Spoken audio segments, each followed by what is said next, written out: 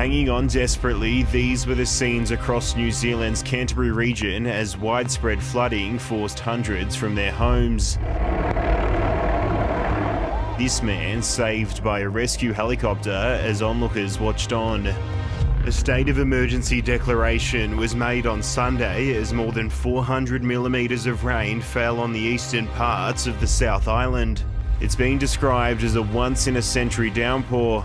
The town of Akaroa received more rain in the last 2 days than came down in the almost 5 months leading up to this flood. Prime Minister Scott Morrison was visiting counterpart Jacinda Ardern for bilateral meetings as evacuations took place.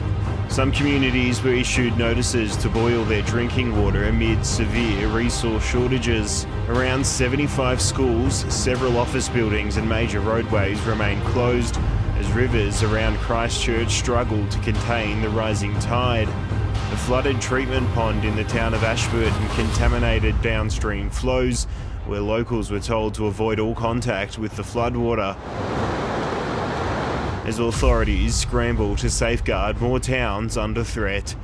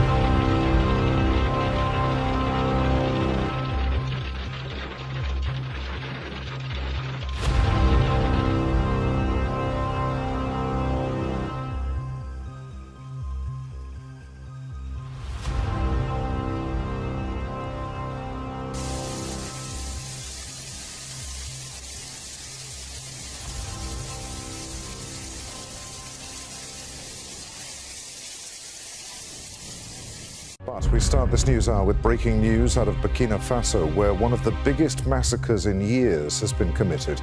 Armed men have killed around 100 civilians in the northern part of the country. The attack happened in the village of SOLHAN, close to Niger. The government says that homes and a market were burned to the ground. It's the first such attack on this scale since 2015. Al Jazeera's Nicholas Huck is monitoring those developments from Bamako in neighbouring Mali. Nick, what more do we know about what happened? A police patrol were driving through a market like this one, except instead of seeing animals and people sitting around, what they discovered was hundreds of bodies laying around. Women, children, men. At least 100 people officially are dead, but there could be more. They saw some of the survivors. And in the market where the animals were kept, well, that was completely burned to the ground. The huts were also burned to the ground. This is, Adrian, the worst attack in Burkina Faso. More than 1 million people have been displaced in Burkina Faso alone. 100,000 people have been displaced in Mali alone in the last year, Adrian. These are staggering numbers. And despite the UN presence, the Sahel, the French forces that are patrolling and deployed throughout the Sahel, the situation is getting worse, and those that are suffering are the people that are living in this region, whether they are in Burkina Faso, Mali, or Niger. Adrian? More than 1,000 firefighters now battling two major blazes in central Arizona. The Mescal and Telegraph wildfires already gobbling up over 100,000 acres, threatening communities and businesses. It says Arizona is well prepared to take on a potentially record-setting year for wildfires. And it starts with manpower. The state is able to unlock thousands of personnel through a variety of means. First, looking inside their borders to agencies across the state and private contractors, but also turning to our neighboring states as well. Former State Emergency Management Director Wendy Smith-Reed says this happens nearly every year. In extreme circumstances, countries like Canada, Mexico, and even Australia are known to send boots on the ground as well. Fire behavior analysts take that data and map out the battle plans. Even the military can be called up if all else fails. While the challenges of these fires are plentiful, so are the resources. I'm Cameron Poland, ABC 15, Arizona. French police officers patrol a beach at night near Calais on a mission to prevent migrants and refugees from trying to cross the English Channel to reach the UK by boat. People smugglers charge migrants thousands of dollars for a place on a boat. They often use old bunkers like this one to hide material. There were nearly 10,000 attempted crossings last year. At least 6 people died. Police have bolstered security along the coast, and Britain's helping to fund patrols that now take place around the clock, with some officers on motorbikes.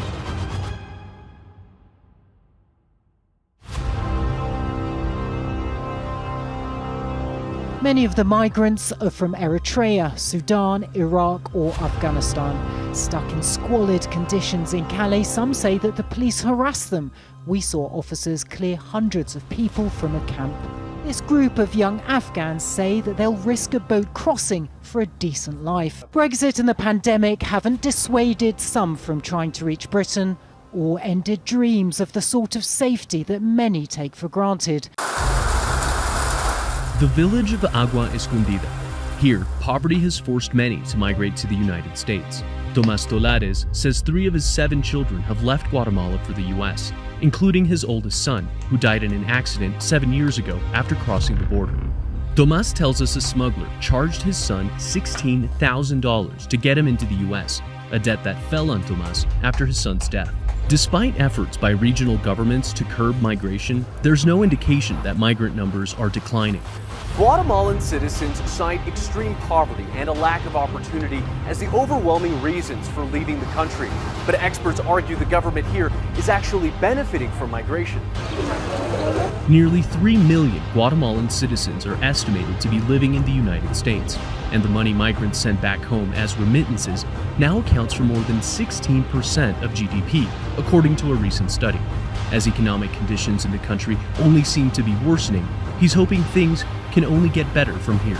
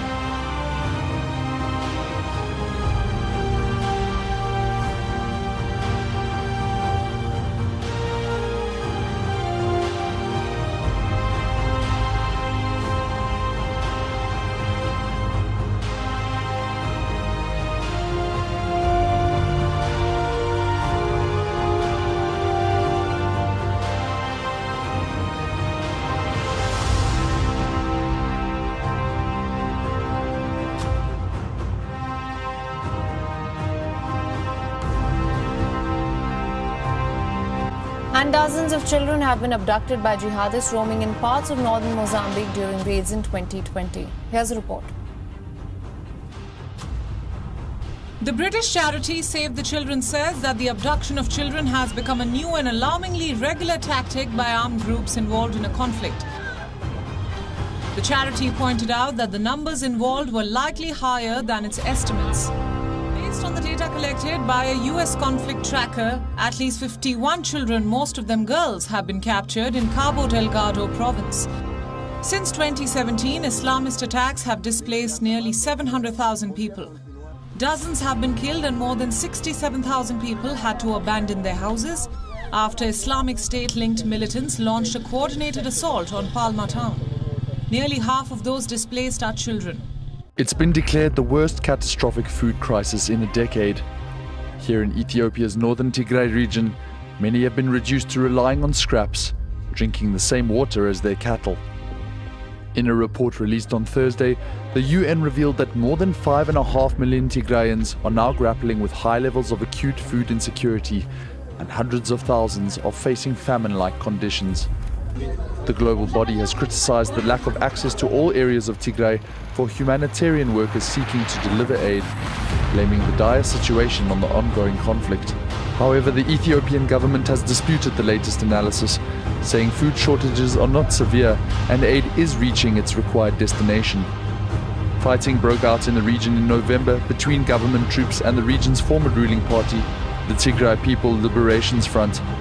Thousands of Tigrayans have since been killed, with more than 2 million displaced from their homes.